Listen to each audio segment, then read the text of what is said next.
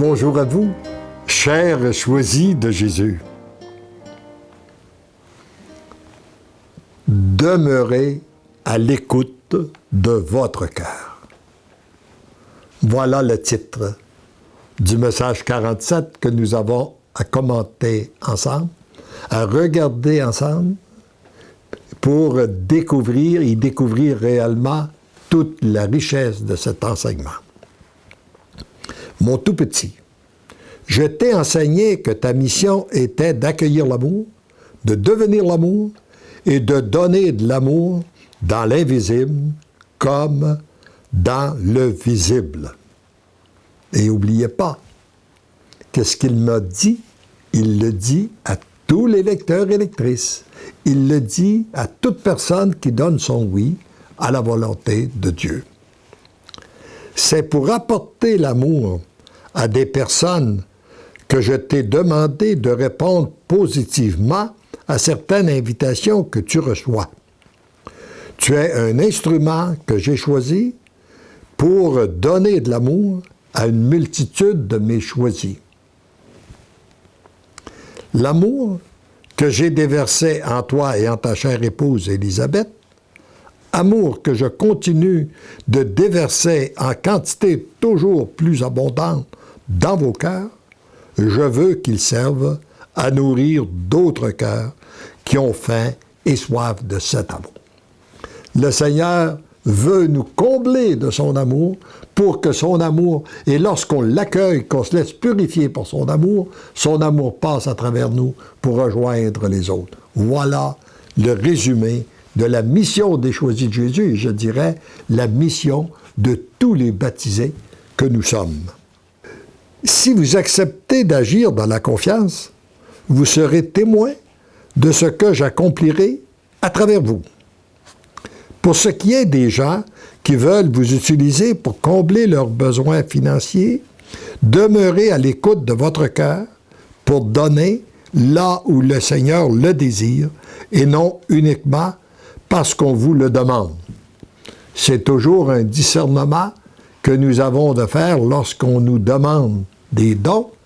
Est-ce qu'on doit répondre toujours positivement ou non?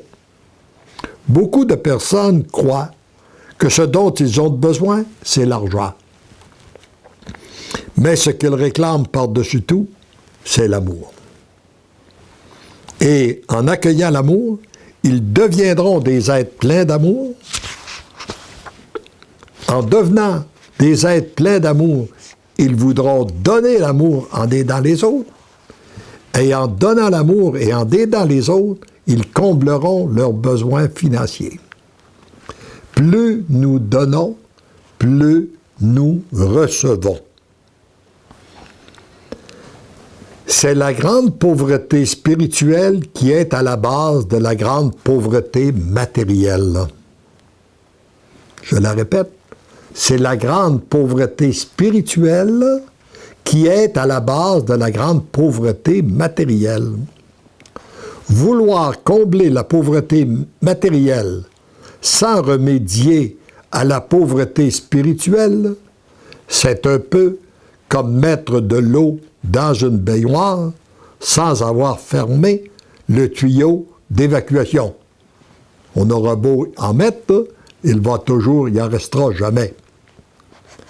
La grande mission, c'est de répandre l'amour pour combler les cœurs et combattre la pauvreté spirituelle. Ce que tu es et ce que tu possèdes doivent d'abord être utilisés pour cette mission. Agis selon ton cœur, c'est ainsi que petit à petit, tu deviens l'amour, tendrement et follement, je t'aime. Alors rappelons-nous que notre rôle en tant que choisis de Jésus, c'est d'abord de combattre la pauvreté spirituelle en donnant de l'amour.